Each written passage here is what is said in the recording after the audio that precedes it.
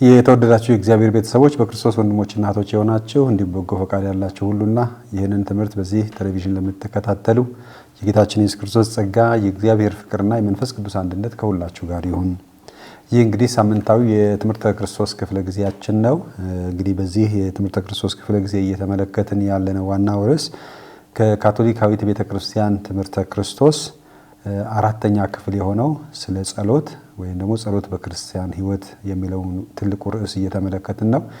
በዚህ ርዕስ ንዑስ ክፍል 2 ላይ የምንገኘው የጌታ ጸሎት ይህም አባታችን ሆይ ወይም አቡነ ዘበሰማያት የሚለው ጸሎት ነው እና ይህንን ነበር እየተመለከትን ያለነው ባለፈው ሳምንት ያየነው የዚህ ጸሎት መግቢያ የሆነው በሰማይ የምትኖር አባታችን ሆይ የሚለውን ቃል ትርጉም ወይም ደግሞ ምን እንደሚያካትት እየተመለከትን ነበር።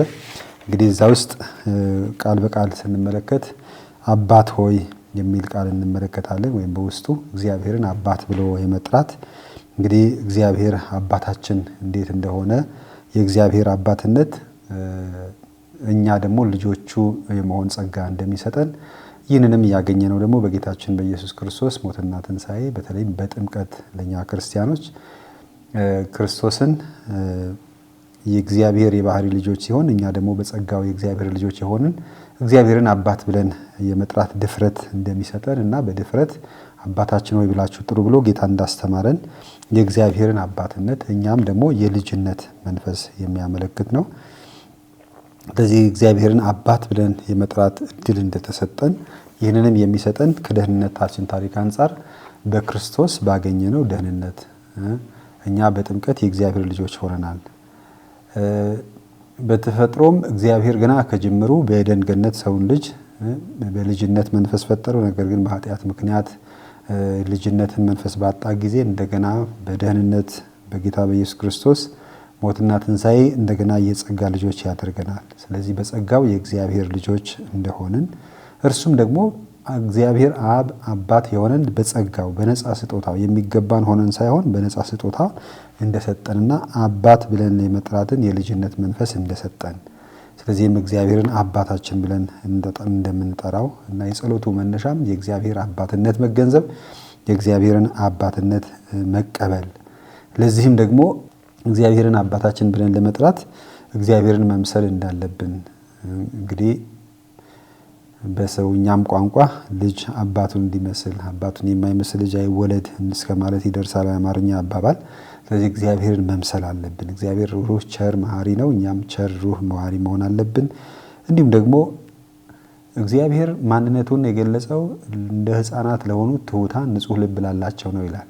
አባት ሆይ አዋቂዎች ሳይሆን ለሕፃናት ስለገለጽክላቸው አመሰግናለሁ እንዳለው እኛም ደግሞ በሕፃንነት መንፈስ ወይም ደግሞ በትህትና በእምነት በንጹሕ ልብ እንድንኖር ያስፈልጋል። እግዚአብሔርን አባት ብለን እንድንጠራ እዚህ ውስጥ ሌላ የምናሰምርበት እግዚአብሔር የሁላችንም አባት ነው እና አባታችን ሆይ እያንዳንዱ ሰው በግሉ አባቴ ሆይ ብሎ አይደለም የሚጸልየው። ጌታ የሚያስተማረን እንዲህ ብላችሁ ጸልዩ አባታችን ሆይ።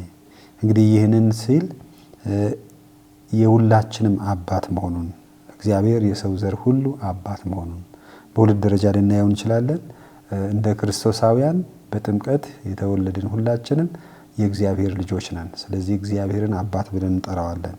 ከዚያም ሲያልፍ እግዚአብሔር የሰው ዘር ሁሉ ፈጣሪ ስለሆነ የፈጠራቸውን ሰዎች ሁሉ በህብረት የእርሱ ልጆች እንዲሆኑ ልጆቹ አደረገን። ስለዚህ እኛ ሁላችንም አባታችን ሆይ ብለን ስንጠራ በሰዋሰዋዊ አገባብ የኛ በግል የኔ ሳይሆን የኛ የሚል ቃል አትኩሮት እንድንሰጠው ይጋብዘናል።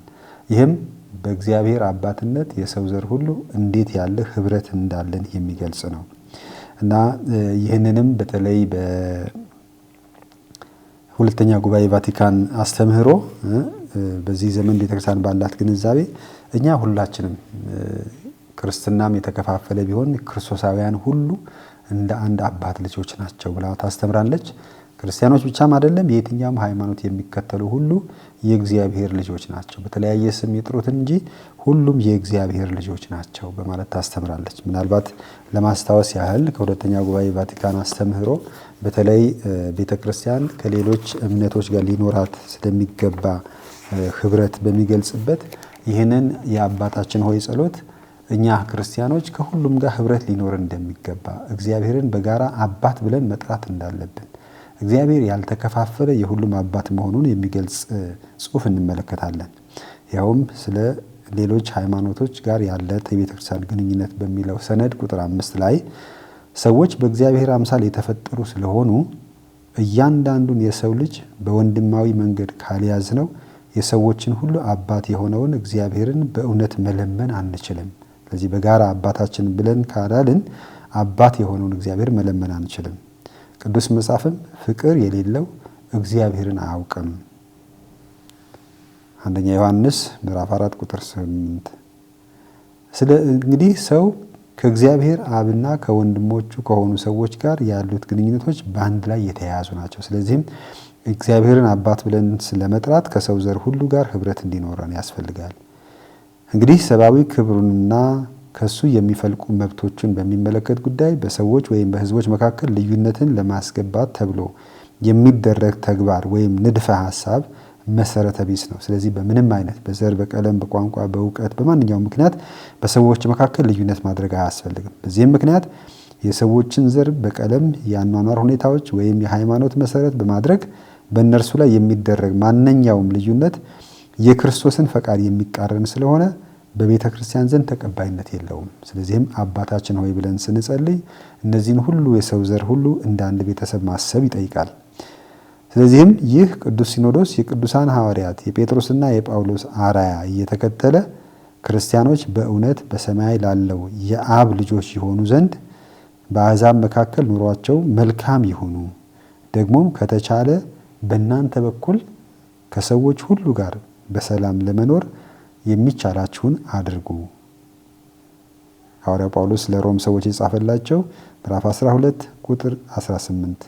ስለዚህም እግዚአብሔር አባታችን ብለን የምንጠራው እንግዲህ ለሐዋርያት ለነሱ ብቻ ሳይሆን በአጠቃላይ ለሰው ዘር ሁሉ እግዚአብሔር የሁሉም አባት መሆኑን የሚገልጽ እንደሆነ የሚያስታውሰን ነው።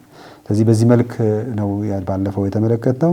ዛሬ ደግሞ በቀጣይነት ቀጣዩን ክፍል በሰማይ የምትኖር የሚለውን እንመለከታለን። ወደዛ ከመግባታችን በፊት እንደገና በደንብ ለማስታወስ ምናልባትም የያዝነውን አባታችን ሆይ የሚለውን ጸሎት ከመጽሐፍ ቅዱስ እንደገና ደግመን ብናነበው መልካም ነው። ለማስታወስ ያህል በሰማይ የምትኖር አባታችን ሆይ፣ በባለፈው አባታችን ሆይ እግዚአብሔር አባት ነው የሚል አይተናል። አሁን ደግሞ በሰማይ የምትኖር ከማቴዎስ ወንጌል ምዕራፍ 6 ላይ የተገለጸውን ብንመለከት ስለዚህም እንዲህ ብላችሁ ጸልዩ፣ በሰማያት የምትኖር አባታችን ሆይ ስምህ ይቀደስ፣ መንግስትህ ትምጣ፣ ፈቃድህ በሰማይ እንደሆነ እንዲሁም በምድር ይሁን።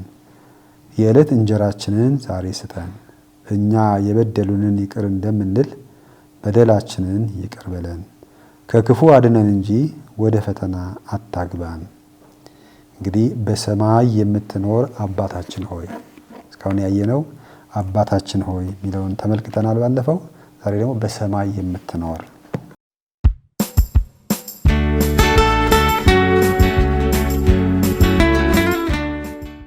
ይህ በሰማይ የምትኖር የሚለው መጽሐፍ ቅዱሳዊ አገላለጽ ቦታን ወይም ህዋን ወይም ጠፈርን የሚያመለክት ሳይሆን የህልውና መገለጫ ነው።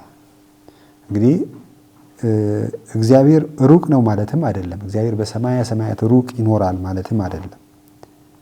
በሁሉ የሞላ እንደማለት ነው። በሁሉም ቦታ ያለ የኛ አባት ሌላ ቦታ አይደለም ያለው። የኛ አባት ያለው በእኛ መካከል ከኛ ጋር ነው። ስለ ቅድስናው ከምናስበው ከማንኛውም ነገርም የላቀ ነው። እርሱ ስሉስ ቅዱስ በመሆኑ ለትሁትና ለታዛዥ ልብ በጣም ቅርብ ነው። እንግዲህ አሁን ሁለት ነገር አንድ ላይ ያመጣልናል። በሰማይ የምትኖር ስንል ሩቅ መሆኑን ሳይሆን ቅድስናውን፣ በሁሉ ቦታ የሚገኘውን የሁሉ ገዢ መሆኑን፣ ሰማያዊው ነገር ምድራዊ ብቻ ሳይሆን ሰማያዊም ጭምር መሆኑን ያመለክተናል። በሌላ መልኩ ደግሞ እርሱን ለሚያመልኩ እርሱን ለሚያምኑ ትሑታን ለሆኑ እርሱ ቅርብ ነው። እግዚአብሔር ከኛ ጋር ነው፣ በመካከላችን ነው። እንግዲህ በልደት ወቅት የጌታችን የኢየሱስ ክርስቶስ ሰው መሆን መምጣት እግዚአብሔር ከኛ ጋር ነው የሚል ትርጓሜ እንሰጠዋለን። ስለዚህ እግዚአብሔር በሰማያ ሰማያት በሰባተኛው ሰማይ ሩቅ የሚኖር ሳይሆን ከኛ ጋር በቅርብ የሚኖር ነው። ስለዚህ በሰማያት የምትኖር የሚለው አገላለጽ የእግዚአብሔርን ቅድስና የእግዚአብሔርን ሁሉን ቻይነት በሁሉም ቦታ ከሁሉም ጋር መኖሩን እና ግርማው የከበረ የከበደ ቅዱስ መሆኑን የሚያስታውስ አነጋገር ነው። ቅዱስ አጎስጢኖስ ይህንን ነገር ሲናገር አባታችን ሆይ በሰማይ የምትኖር ማለት እግዚአብሔርን በቅድስት ቤተ መቅደስ ውስጥ እንዳለ ሁሉ በጻድቃኑ ልብ ውስጥ አለ በሚል መተርጎም ይገባዋል ይላል። ስለዚህ በዚህም በምድርም በሰማይም በጻድቃንም እንዳለ እግዚአብሔርን በቅድስት ቤተ መቅደስ ውስጥ እንዳለ እዚሁ በቤተ ክርስቲያን በመቅደስ እንዳለ ሁሉ በጻድቃኑ ልብ ውስጥ እንዳለ የሚገልጽ ነው። የሚጸልዩ ሁሉ የሚጠሩት እርሱ በውስጣችን ያድር ዘንድ መሻትም አለባቸው። ስለዚህ ያ ፍላጎታችንንም የሚገልጽ ነው። ሰማይ የምትኖር አባታችን ነው በእኛ መካከል። ሰማያት የሚለው ቃል ቅዱስ ቄርሎስ ሲናገር ሰማያት የሚለው ቃል የሰማያዊው ዓለም አምሳል የሆኑትን የእግዚአብሔር ማደሪያና ማረፊያ የሆኑት ነገሮችንም ሊሆን ይችላል። ስለዚህ እግዚአብሔር በሰማያዊ ዙፋኑ በሁሉም ቦታ መገኘቱ፣ ስለዚህ እግዚአብሔር ሁሉን ቻይነቱ የሚገልጽ ነው። ስለዚህ ባጭሩ የእግዚአብሔርን ታላቅነት የእግዚአብሔርን ቅድስና የሚገልጽ ነው። ሰማያዊ እንግዲህ ብዙ ጊዜ እግዚአብሔር ከፍ ወዳለ ቦታ እንዳለ በሰዎች ስነ ልቦና ውስጥ እንገልጻለን። ስለዚህ በሰማይ የሚለው ቃል ሰማያዊውን ዓለም የሚገልጽ ነው። ስለዚህ በምድር በእኛ መካከል ብቻ ሳይሆን በሰማይም ያለ የሰማያት ተምሳሌት ወደ ኋላ ዘመን ወስደን ለአባታችን ጸሎት ስናቀርብ የምንኖርበት ምስጢራዊ ቃል ኪዳን ያመለክታል። ስለዚህ እግዚአብሔር ሰማይና ምድርን የፈጠረ እንዲሁም ደግሞ ሁሉን ቻይ የሆነ በሁሉም ቦታ የሚገኝ እንግዲህ በትምህርተ ክርስቶስ እንጀምር እግዚአብሔር የት ይገኛል ስል በሁሉም ስፍራ ማጠቃላይ እግዚአብሔር የሌለበት ወይም እንደውም እግዚአብሔር ያለበት ሳይሆን ሁሉም ነገር በእግዚአብሔር የተሞላ ነው። የእርሱ ህልውና የሌለበት ሁኔታም ቦታም የለም። ስለዚህ ይህንን የእሱን ህልውና የእሱን ታላቅነት የሚገልጽ ነው። እርሱ ያለው በማደሪያው በመንግስተ ሰማያት ነው። የአብ ቤት የትውልድ ሀገራችን ነው። ኃጢአት ከቃል ኪዳኗ ሀገር እንድንሰደድ አድርጎናል። ነገር ግን የልብ መለወጥ ወደ አብ ወደ መንግስተ ሰማያት እንድንመለስም ያደርገናል። ስለዚህ ምናልባትም በኃጢአት ምክንያት ስንሆን ከእግዚአብሔር እንለያለን።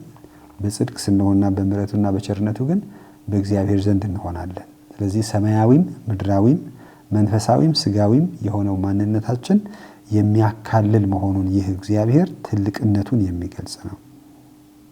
ስለዚህ የልብ መለወጥ ወደ አብ ወደ መንግስተ ሰማያት ወደ እግዚአብሔር መንግስት እንድንገባም ያደርገናል። በክርስቶስ ሰማይና ምድር ታርቀዋል ማለት። ስለዚህ በክርስቶስ በሆነን ጊዜ ሰማይና ምድር የሚባል የመለኮታዊው ዓለም የሰው ዓለም መንፈሳዊው ዓለም ቁሳዊ ዓለም እንግዲህ አስተሳሰብ ተወግዷል። ምድርና ሰማይ ታርቀዋል። ወይም ደግሞ በሌላ አገላለጽ አንዳንድ ጊዜ ቅዱስ የሆነ ቦታ ተራ የሆነ ቦታ ቅዱስ የሆነ ነገር ተራ የሆነ ነገር እና ሁለት ጎራ እንዳለ የሚገለጽበት ሁኔታ አለ። ነገር ግን በክርስቶስ ተራውም የተከበረውም ቅዱሱም አንድ ሆኗል ወይም ሰማይና ምድር ታርቀዋል። ስለዚህ በሰማይ የምትኖር አባታችን ሆይ ስንል በሰማይም ነው በእኛም መካከል ነው። ስለዚህ ቃል ስጋ የሆነው ክርስቶስ ፍጹም አምላክ ፍጹም ሰው ነው ስንል በክርስቶስ ሰብአዊነትና አምላክነት ሰማይና ምድር መታረቃቸውን አንድ መሆናቸውንም እንመለከታለን። ስለዚህ በአንዱ ጊዜ ምድራዊም ነን ሰማያዊም ነን። ስለዚህ እግዚአብሔር ደግሞ የሁላችንም አባት ነው በሰማይ የምትኖር። በክርስቶስ ሰማይና ምድር ታርቀዋል ስንል ከሰማይ የወረደው ወልድ ብቻ ነውና በመስቀሉ በትንሣኤውም በእርገቱም ከእርሱ ጋር ሆነን ወደዚያው አብረን እንወጣ ዘንድ አድርጎናል። ዮሐንስ ወንጌል ምዕራፍ 3 ቁጥር 13። ስለዚህ በጌታችን ኢየሱስ ክርስቶስ የኛን እንግዲህ በቃል ስጋ ሲሆን ቃል ስጋ ለበሰ ሰማያዊው ወደ ምድር መጣና እኛን ሆነ ከኃጢአት በቀር ከኛ እንዳንዳችን ሆነ። እንዲሁም ደግሞ ወደ ሰማይ ሲያርግ ያንኑ ስጋችንን ይዞ በመሄዱ እኛ በሰማይ ቤት ወይም ደግሞ በሰማይ ቦታ እንዲኖረን አደረገ።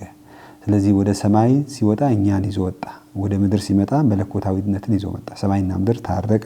ስለዚህ አሁን እግዚአብሔር በሰማይ ነው የሚኖረው፣ እኛ በታች ነው የሚኖረው። ጎራ የለየ ክፍልፍል የለንም። እኛው ውስጥ እግዚአብሔር በሁሉም ከሁሉም በሁሉም የሆነ ሆነ። ስለዚህ በሰማይ የምትኖር የምንለው የእግዚአብሔርን ሁሉን ቻይነት በሁሉም ቦታ መገኘት እንዲሁም ደግሞ ቅድስናውን፣ ታላቅነቱን፣ ኃያልነቱን የሚያመለክት እንጂ ከኛ መራቁን እኛና በእግዚአብሔር መካከል ያለ ግንኙነት ክፍተት ያለው መሆኑን የሚገልጽ ግን አይደለም። ቤተክርስቲያን አባታችን ሆይ በሰማይ የምትኖር በማለት ስትጸልይ እኛ የእግዚአብሔር ሕዝብ መሆናችንን በክርስቶስ ኢየሱስ አብረነው በሰማያዊ ስፍራ መቀመጣችንና በእግዚአብሔር ዘንድ ከክርስቶስ ጋር መሰወራችንን መመስከሯ ነው። ወደ ኤፌሶን ሰዎች የተላከው መልእክት ምዕራፍ 2 ቁጥር 5 እንዲሁም ደግሞ ወደ ቆላስይስ ሰዎች የተላከው መልእክት ምዕራፍ 3 ቁጥር 3 መመልከት እንችላለን። ቅድም እንዳልኩት በዚህ አገላለጥ በክርስቶስ በኢየሱስ አብረነው በሰማያዊ ስፍራ ተቀምጠናል፣ በእግዚአብሔር ዘንድ ከክርስቶስ ጋር ተሰውረናል። ስለዚህ ምድራዊም ሰማያዊውም አንድ ያደረገ ሁኔታ የሚገልጽ ነው። ክርስቶስ ምድርና ሰማይን አስታረቀ፣ አንድ ቤተሰብ አደረገ። ስለዚህ ዛሬ በላይ በሰማይ የምንለው አለ ለማለት አይደለም። እንዲህም ሆኖ በእርግጥም በዚህ ውስጥ በእውነት እንቃትታለንና በሰማይ የሚሆነውን መኖሪያችንን እንድንለብሰውም እንናፍቃለን። ሁለተኛ ቆሮንቶስ 5 ቁጥር 2 እንዲሁም ደግሞ ለፊሊሞና የተላከው ምዕራፍ 3 ቁጥር 20 ላይ እኛ ያንን ፍጽምና ወደ ማግኘት እንቃትታለን። እንግዲህ ቅድም ለመግለጽ እንደሞከርኩት በጌታችን በኢየሱስ ክርስቶስ ስጋ ለብሶ ወደዚህ ምድር መምጣት እግዚአብሔር ከኛ ጋር ሆነ በምድር እንዲሁም ደግሞ የጌታችን ኢየሱስ ክርስቶስ ትንሣኤ እኛ በአብ ቀኝ እንድንቀመጥ አደረገ። ምክንያቱም እሱ ፍጹም አምላክ ፍጹም ሰው ስለሆነ። ነገር ግን አሁንም ይሄንን ነገር በሙላት ለመድረስ እና ወደ ፍጻሜው ለመድረስ እንቃትታለን። ይህም የዓለም ፍጻሜ ማለት ነው። የጌታችን የኢየሱስ ክርስቶስ ዳግም መምጣት እኛም ሁላችንንም ከእግዚአብሔር ጋር ሙሉ በሙሉ አንድ እንድንሆን ያደርጋል። አሁን ያለው ሰማይ እና ምድር ያልፋል፣ አዲስ ሰማይ አዲስ ምድር ይመጣል። አዲስ የተዘጋጀው ዓለም ውስጥ አብረን እንኖራለን። ስለዚህ አሁን ተጀምሯል። ነገር ግን ፍጽምና የሚያገኘው በጌታችን በኢየሱስ ክርስቶስ ዳግም መምጣት ጊዜ ይሆናል። ስለዚህ በዚያ ለመድረስ እዚያ ለመሆን እንቃትታለን፣ እንመኛለን፣ እንጸልያለን። ክርስቲያኖች ስጋ ለባሽ ናቸው። ነገር ግን እንደ ስጋ ፍላጎት አይኖሩም። ሕይወታቸውን በምድር ላይ ያሳልፋሉ፣ ግን የመንግስተ ሰማይ ዜጎች ናቸው። እንግዲህ ይሄ በሌላ አገላለጽ ነው። ስለዚህ ስጋ ለባሽ ነን፣ ምድራዊ ነን። ነገር ግን እንደ ስጋ ፍላጎት አንኖርም።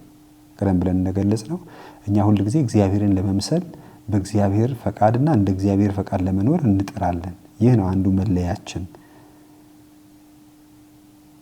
በምድር ላይ እያለን ደግሞ የሰማያዊ ዜጎች ነን። ስለዚህ እኛ ዜግነታችን ሰማያዊ ነው። ምክንያቱም ክርስቶሳውያን ነን። በክርስቶስ ሞትና ትንሣኤ አማካኝነት የሰማያዊ ሕይወት ተካፋዮች ሆነናል። ስለዚህ በምድር ላይ ያሉ የመንግስት ሰማይ ዜጎች ናቸው። እንግዲህ እዚህ በሌላ ቃል ሰማያዊውን ምድራዊ ተዋህዷል፣ ወይም ደግሞ ቅዱሱም ተራ የሚባል ነገር የለም፣ አንድ ሆነዋል። ለዚህም በዚህ በሰማይ የምትኖር አባታችን ሆይ ብለን በምንጸልይበት ጊዜ ምድር ውስጥም ሆነን ሰማያዊ ሕይወት ውስጥ እንዳለን እናስባለን ወይም ደግሞ እንመኛለን፣ በዚያም እንሳተፋለን። ስለዚህ ከክርስቶስ ጋር ባለን ህብረት ሰማያዊ ነን። ነገር ግን ፍጻሜዋን ሙላቷን እንጠብቃለን። ስለዚህ በዚህ ምክንያት ነው በሰማይ የምትኖር አባታችን ሆይ ብለን የምንገልጸው። ይህ እንግዲህ የመጀመሪያው መግቢያው ሲሆን ይህ በብዙ መልኩ እግዚአብሔርን ለማምለክ እግዚአብሔርን ለማክበር ከእግዚአብሔር ጋር ያለን ግንኙነት እግዚአብሔርን አባት ብለን ለመጥራት እንዲሁም ደግሞ ህይወታችን ምድራዊውና ሰማያዊ ያገናኘ መሆኑን ለመግለጽ በሰማይ የምትኖር አባታችን ሆይ የሚለው ሐረግ እንደ መግቢያም ነው፣ እንደ አምልኮ ቃልም ነው፣ እንደ ምስጋና ቃልም ነው። ራሳችን ለእግዚአብሔር አሳልፎ እንደ መስጠትም ነው። ይህንን ካልን በኋላ ቀጥሎ የሚመጡት 7 ልመናዎች ናቸው። ቅድም እንግዲህ በማቴዎስ ወንጌል እንዳነበብነው ምዕራፍ 6 ላይ በሰማይ የምትኖር አባታችን ሆይ ብላችሁ ጸልዩ ይልና ከዚያ 1 2 ብለን የምንቆጥራቸው 7 ልመናዎች እናገኛለን። እና እነዚህን አንድ ባንድ ለመመልከት መጀመሪያ በጥቅሉ እንያቸውና ከዛ አንድ ባንድ ትርጉማቸውና ምን እንደሚመለከት እንመለከታለን። እግዚአብሔርን ለማምለክ ለመውደድና ለመባረክ ራሳችንን ከእርሱ ፊት ካቀረብን በኋላ ልጅነትን ያስገኘልን መንፈስ 7 ልመናዎችን ወይም 7 ቡራኬዎችን በልባችን ውስጥ ያጭራል። ስለዚህ እንዲህ ብላችሁ ጸልዩ። ሰማይ የምትኖር አባታችን ሆይ እንዲህ ብላችሁ ጸልዩ። ከሰባቱ መካከል በይበልጥ ነገረ መለኮታዊ የሆኑት የመጀመሪያዎቹ 3ቱ ልመናዎች ናቸው። ወይም ደግሞ 3ቱ የመጀመሪያዎቹ ልመናዎቻችን እግዚአብሔርን የሚመለከቱ ናቸው። ስለዚህ መጀመሪያ ነገር እግዚአብሔርን ፈልጉ የቀረው ሁሉ ይጨመርላችኋል እንደተባለው አሁንም 3ቱ እግዚአብሔርን የሚመለከቱ ናቸው። እነዚህም ልመናዎች ወደ አብ ክብር ይስቡናል ወይም ደግሞ ወደዛ ያቀርቡናል። የተቀሩት 4ቱ ደግሞ ወደ እርሱ የሚወስዱ መንገዶች እንደመሆናቸው ጭንቀታችንን ለጸጋው ያቀርባሉ። እንግዲህ 4ቱ ደግሞ የኛን ጉዳይ፣ የኛን ሁኔታ፣ የኛን መሻት፣ ለኛ የሚያስፈልገውን ነገር ወደ እግዚአብሔር ያቀርባሉ። በፏፏቴ ድምጽ ቀላይ ቀላይን እንደሚጠራ እኛም ራሳችንን ወደ እግዚአብሔር እንቃትታለን፣ እንጠራለን። የመጀመሪያዎቹ 3ቱ ልመናዎች ስምህ ይመስገን ወይም ስምህ ይቀደስ፣ መንግስትህ ትምጣ፣ ፈቃድህ በሰማይ እንደሆነ በምድር ይሁን ወይም ፈቃድህ ይሁን። እንግዲህ እነዚህ ሁሉም 3ቱም ወዴት ያመለክታሉ? ወደ እግዚአብሔር፣ ስለ እርሱና ወደ እርሱ ይመሩናል። ስለዚህ የሚያሳስቡን የመጀመሪያው ነገር ወደ እርሱ ነው። ስለዚህ በቀስታና እያንዳንዱ ቃል እያስተዋልን ካልነው እነዚህ የመጀመሪያዎቹ ልመናዎች ወደ እርሱ ይጋብዙናል። ከሁሉ አስቀድሞ ስለምንወደው ነገር ማሰብ የፍቅር ባህሪ ነው። ስለዚህ የሚያፈቅር ሰው የሚያፈቅረውን ያስባል። ስለዚህ የመጀመሪያ ነገር ስለምንወደው እግዚአብሔርን ማሰብ ያስቀድማል። ስለዚህ ፍቅራችንንም መግለጻችን ነው። እንግዲህ ይህ ጸሎት ለመጸለይ እግዚአብሔርን ማፍቀር ይጠይቃል ይላል። እግዚአብሔርን ሰውንም ማፍቀር። ስለዚህ የመጀመሪያዎቹ እግዚአብሔርን ይመለከታል። በ3ቱም ልመናዎች እኛን የሚመለከት አንዳችም ነገር አልተጠቀሰም። ተወዳጁ ልጅ ስለ አባቱ ክብር ያለው የሚያንገበግብ ፍላጎት እንዲያም ሲል ጭንቀት ይመስጠናል ወይም ደግሞ ለኛም ያቀብለናል። ስምህ ይቀደስ፣ መንግስትህ ትምጣ፣ እንዲሁም ፈቃድህ ይሁን። እነዚህ 3 ልመናዎች በክርስቶስ የማዳን መስዋዕት ምላሽ አግኝተዋል። ሆኖም ከዚያ ወዲያ እግዚአብሔር ገና ሁሉም በሁሉ አልሆነምና በተስፋ ወደ መጨረሻው ፍጻሜያቸው እያመሩ ነው። አንደኛ ቆሮንቶስ ምዕራፍ 15 ቁጥር 28። እንግዲህ በጌታችን በኢየሱስ ክርስቶስ እግዚአብሔር ስም ተመስግኗል። እንግዲህ በልጁ በጌታችን በኢየሱስ ክርስቶስ አማካኝነት የሰው ልጆች ሁሉ የእግዚአብሔርን ስም እንዲያመሰግኑ ሆኗል። ወይም ደግሞ እግዚአብሔር ስም ተቀድሷል፣ ተመስግኗል። እንዲሁም ደግሞ በጌታችን በኢየሱስ ክርስቶስ ሰው ሆኖ ወደዚህ መምጣት የእግዚአብሔር መንግስት መጥታለች። የእግዚአብሔር መንግስት አሁን በመካከላችሁ ናት ይላል ጌታችን ኢየሱስ ክርስቶስ። የእግዚአብሔር መንግስት በመካከላችሁ ናት። እዚያ ናት፣ ወደፊት ናት፣ የምትመጣ የምትባል ሳይሆን አሁን በመካከላችሁ ናት። እንዲሁም ጌታችን ኢየሱስ ክርስቶስ የእግዚአብሔርን ፈቃድ ፈጽሟል። አባት ሆይ እንዳንተ ፈቃድ እንጂ እንደኔ ፈቃድ አይሁን በማለት የእግዚአብሔርን ፈቃድ ፍጻሜ አድርጓል። ነገር ግን በሰዎች ዘንድ ይህንን ተግባራዊ እና ፍጽምና ሙላት የሚያገኙት ደግሞ በጌታችን በኢየሱስ ክርስቶስ ዳግም መምጣት ይሆናል። በዚያን ጊዜም ሁሉም ነገር ተጠቃሎ በእግዚአብሔር ስልጣን ስር ይሆናል። ስለዚህ እስከዚያ ድረስ እኛ ያንን መሻታችንን ያንን መፈለጋችንን በጸሎታችን እንድንገልጽ የተሰጠ ኃላፊነት ነው።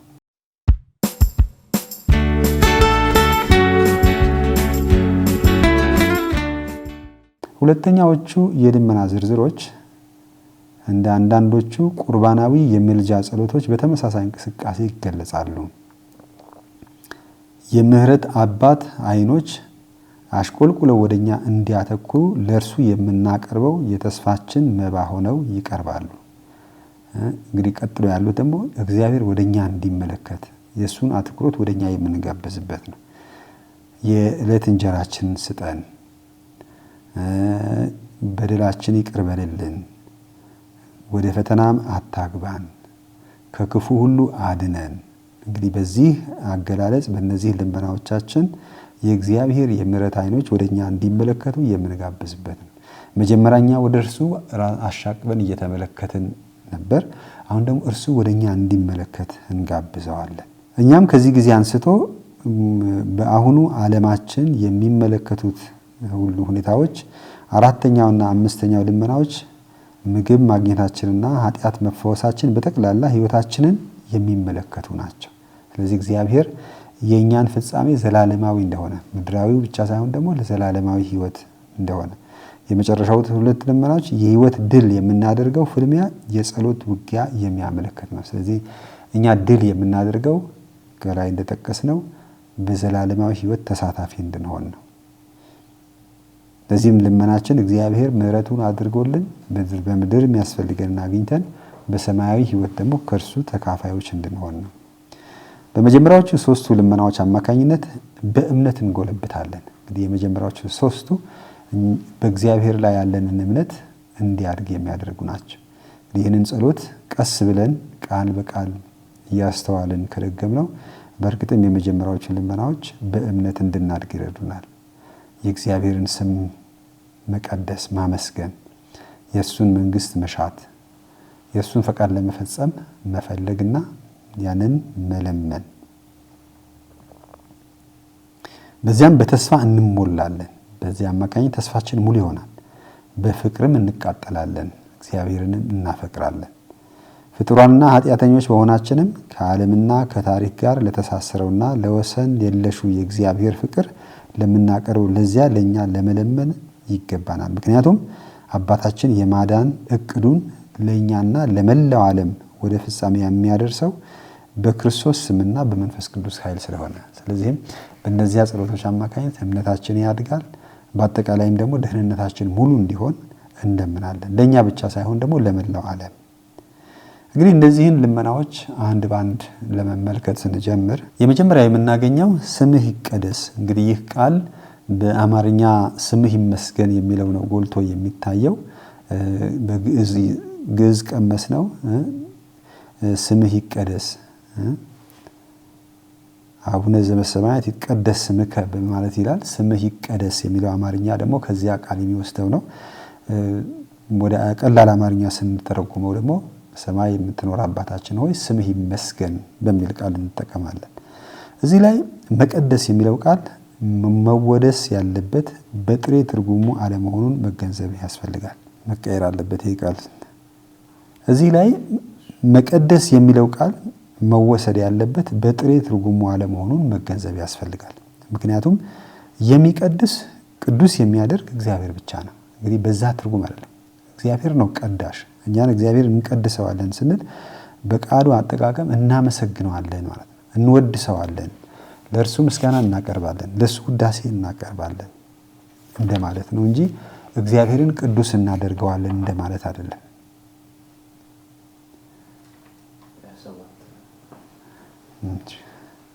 ስለዚህ በአምልኮ ረገድ ይህ ልመና አንዳንድ ጊዜ እንደ ምስጋና እንደ ውዳሴ ሆኖ የሚታይ ነው። ይሁን እንጂ እዚህ ላይ ይህ ልመና ፍላጎትን በቃላት ስለመግለጽ ከኢየሱስ የተማርነው ነው። ልመናው እግዚአብሔር ሰው የሚሳተፉበት ምኞትና ተስፋ ነው። በዚህም ለአባታችን በማቅረብ የመጀመሪያው ልመና እኛ ከአምላክነቱ ጥልቅ ምስጢርና የስብዕናችን መዳን ትዕይንት ውስጥ እንድንገባለን። ስሙ ይቀደስ ዘንድ አብን መማጸናችን በዘመን ፍጻሜ ወደ ሆነው ፍቅር የተሞላ ቸርነቱ በክርስቶስ ለማድረግ እንደወደደ በፊቱ ቅዱሳንና ነውር የሌለን እንሆን ዘንድም ይስበናል። እንግዲህ እግዚአብሔር ቅዱስ ነው። ስለዚህ እግዚአብሔርን ስናወድስ ስናመሰግን እኛም እግዚአብሔር ቅዱስ እንደሆነ እንድንቀደስ የሰማይ አባታችሁ ቅዱስ እንደሆነ እናንተም ቅዱሳን ሆኑ። ስለዚህ እግዚአብሔርን ለማመስገን፣ እግዚአብሔርን ለመወደስ፣ እግዚአብሔርን ለማምለክ እኛም ቅዱሳን መሆን መቻል አለብን። ንጹሃን መሆን መቻል እንዳለብንም ያመለክትልናል። እግዚአብሔር በእቅዱ ወሳኝ ጊዜያት ውስጥ ስሙን ይገልጣል። በታሪክ አጋጣሚ በብሉይ መልክ ስንመለከት እግዚአብሔር ስሙን በተለያየ መንገድ ገልጿል። ያለሁና የነበርኩ ነኝ ይላል ለሙሴ እና ነገር ግን በእኛ ጊዜ ግን እኔ አባታችሁ ነኝ በማለት ይመጣል። ቅዱስ አምላካቸው በተደጋጋሚ እኔ እግዚአብሔር አምላካችሁ ቅዱስ ነኝና እናንተም ቅዱሳን ሁኑ። ስለዚህ እግዚአብሔር ቅዱስ እንደሆነ ይገልጻል። እኔ አባታችሁ፣ ስለዚህ ለኛ የሰጠን ስም አባታችን እንድንል ነው። እሱ ቅዱስ እንደሆነ እኛም ቅዱሳን እንድንሆን ነው። ስለዚህ እግዚአብሔርን መቀደስ፣ እግዚአብሔርን መወደስ፣ እግዚአብሔርን ማምለክ ማለት ነው። እሱን ለማምለክ እሱን ለመወደስ ደግሞ እኛ እንደርሱ ቅዱሳን መሆንም እንዳለብን መሻታችንንም የሚገልጽ ነው። ስለ ስሙም ጌታ ትዕግስትን ቢያሳይም ሕዝቡ ከእስራኤል ቅዱስ ፊቱን ለመመለስ በአሕዛብ መካከል ስሙን አርክሷል። እንግዲህ በታሪክ በደህንነት ታሪካችን ስንመለከት የእግዚአብሔር ሕዝብ ወይም የተመረጠው ሕዝብ ለእግዚአብሔር የተገባ ሆኖ ወይም ራሱን ቀድሶ አልተገኘም። ብዙ ጊዜ ጣዖትን ሲያመልክ ከእግዚአብሔር ሲያፈነግጥ እግዚአብሔርን ማወደስ እግዚአብሔርን ማመስገን እምቢ ብሎ ጣዖትን ሲያመልክ እንመለከታለን።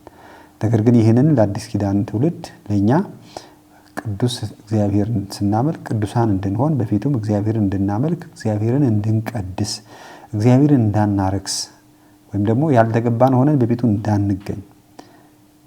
ስለዚህም በአዲስ ኪዳን እኛ ቅዱስ የእግዚአብሔር ሕዝብ የሆንን ወይም ደግሞ ቤተክርስቲያን እግዚአብሔርን ታመልካለች፣ እግዚአብሔርን ትወድሳለች፣ እሱንም ቅዱስ ቅዱስ ብላ ትጠራለች። ስለዚህ በዚህ አገባብ ግን ስምህ ይቀደስ ስንል ስምህ ይመስገን፣ ስምህ ይወደስ፣ አምልኮ ስግደት ሁሉ ላንተ ይሁን የሚል ትልቅ የአምልኮ የምስጋና የውዳሴ ቃል ነው የሚመለከተው።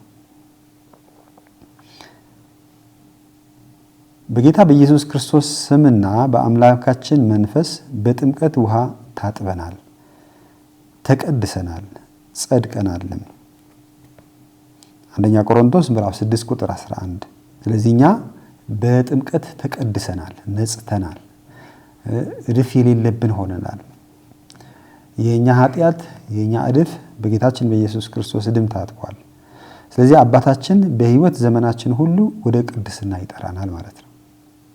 እርሱ ለኛ ከእግዚአብሔር የተገኘ ጥበብና ቅድስና በሆነው በክርስቶስ ኢየሱስ ለሆነው ሕይወታችን መገኛ ነውና ክብሩና ሕይወታችን በእኛ ውስጥ እና በእኛም አማካኝነት የሚሆነው የስሙ ክብር ይወሰናል። የመጀመሪያው ልመናችንም አስፈላጊነቱ እዚህ ላይ ነው። እንግዲህ እኛ ቅዱስ እግዚአብሔር ፊት ስንቀርብ ቅዱሳን እንድንሆን እርሱን እንዳናረክስ፣ ስለዚህ የስሙን ታላቅነት ለመጥራት በተገቢ ሁኔታ እንድንገኝም ወደኛም የሚያመለክት ነው። ስለዚህ እግዚአብሔር ቅዱስ ነው። እግዚአብሔር ሊመሰገን ሊወደስ የሚገባ ሊመለክ የሚገባ ነው። እኛ በጥምቀት የተቀደስን የነጻን የታጠብን የጸደቅን በፊቱ እንድናመልከው እንድንወድሰው እንድናመሰግነው እንደሚገባ የሚያስታውስ ቃል ነው እንጂ እግዚአብሔርማ ቅዱስ ነው። እኛ አይደለም እሱን የምንቀድሰው፣ እኛ እናመሰግነዋለን እናወድሰዋለን። አንተ ቅዱስ ነህ እንለው፣ ቅዱስ ቅዱስ ቅዱስ ብለን በፊቱ እንሰግዳለን። እርሱ ብቻ ቀዳሽ ሆኖ ሳለ እርሱን ሊቀድሰው የሚችል ማን ነው? ነገር ግን እርሱ ራሱ እኔ እግዚአብሔር ቅዱስ ነኝና ለእኔም ትሆኑ ዘንድ ከአሕዛብ ለይቻችኋለሁና ቅዱሳን ትሆኑልኛላችሁ። ሌዋውያን ምዕራፍ 20 ቁጥር 26። እንዲሁም በምስጢረ ጥምቀት የተቀደስን መሆን የጀመርነውን በንጽህና እንድንቀጥልበት እንሻለንም እንጠይቃለንም። ስለዚህ እግዚአብሔርን ቅዱስ ቅዱስ ለማለት እኛ ራሳችን ቅዱሳን መሆን እንዳለብን ይህንን በየዕለቱ እንለምናለን። በየዕለቱም የምናውቀውም ያለማቋረጥ በመቀደስ ኃጢአተኞችን ለማንጻት ዕለት በዕለት መቀደስ ያሻናል። ይህ መቀደስ በውስጣችን ይዘልቅም ዘንድ እንጸልያለን። ስለዚህም እግዚአብሔር ቅዱስ እንደሆነ እናንተም ቅዱስ ሁኑ። ይህንንም ቅዱስ አምላክ ለማወደስ ስሙን ቅዱስ ቅዱስ ብለን ለመጥራት እሱን ለማመስገን በቅድስና መኖር እንዳለብንም የሚያስታውስ ነው። ስምህ ይቀደስ።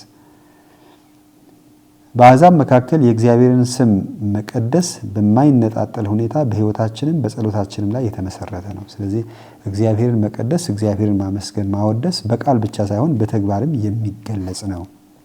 በቅድስናው ፍጥረትን ሁሉ የሚያድንና የሚቀድስ ስሙን እግዚአብሔር ይቀድስ ዘንድ እንለምነዋለን። ለጠፋው ዓለም ምሕረትን የሚያደርግ ይህ ስም ነውና። ነገር ግን የእግዚአብሔር ስም በእኛ ውስጥ በድርጊቶቻችን እንዲቀደስ እንለምናለን።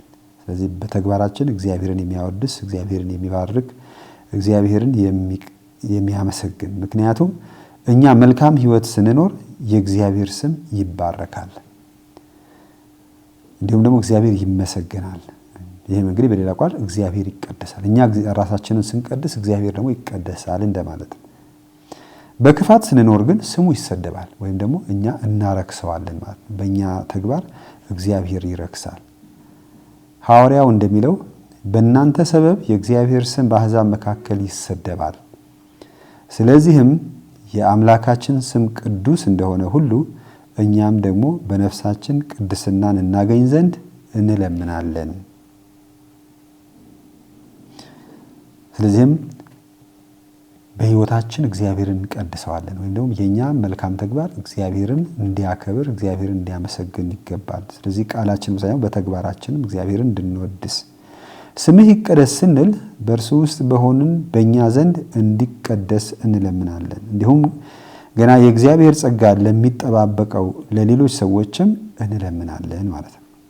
ይህንንም የምናደርገው ለሁሉም ለጠላቶቻችንም እንኳን ሳይቀር እንድንጸልይ የሚጠይቀን ትእዛዝ ለመፈጸም ነው።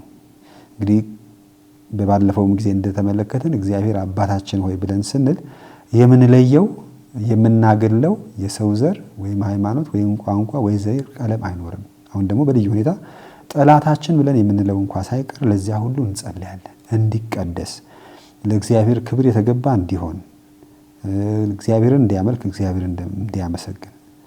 ስለዚህ ነው ስምህ በእኛ ውስጥ ይቀደስ የምንለው። በሰዎች ሁሉ ዘንድ እንደዚሁ እንዲሆን እንለምናለን። ይህ ካልሆነ በእኛ ውስጥ ክፋት፣ መለያየት፣ ጥላቻ፣ በቀል፣ ጠላትነት፣ ጦርነት ካለ እንዴት ነው የእግዚአብሔር ስም የሚቀደሰው? እንዴት ነው የእግዚአብሔር ስም የሚመሰገነው? እንዴት ነው እግዚአብሔር የሚወደሰው? ስለዚህ ስምህ ይቀደስ ስንል በእኛ ተግባር እግዚአብሔር እንዲባረክ፣ እንዲመሰገን፣ እንዲወደስ የእሱ ቅድስናም ከፍ ከፍ እንዲል መልካም ስራ መልካም ተግባርን እንደሚያስፈልግ የሚያስታውስ ነው። ይህ ልመና ሌሎችም ሁሉ ልመናዎች ያጠቃልላል። እንደ ተከታዮቹ 6 ልመናዎች በክርስቶስ ጸሎትም ፍጻሜ ያገኛል። ስለዚህ እግዚአብሔርን ማመስገን እግዚአብሔርን ማወደስ በአጠቃላይ የክርስትና አምልኮ ቁንጮና የክርስትና አምልኮ ማጠቃለያ ነው። እንግዲህ በእግዚአብሔር ፊት ቅዱስ ቅዱስ ቅዱስ ማለት እሱን ማምለክ እሱን ማወደስ እሱን ማመስገን የአምልኳችን ሁሉ መሰረትና መደምደሚያ ነው። ስለዚህ ይህ ቃል ስምህ ይቀደስ የሚለው ቃል የሌሎችንም ልመናዎች ሁሉ የሚያጠቃልል ነው።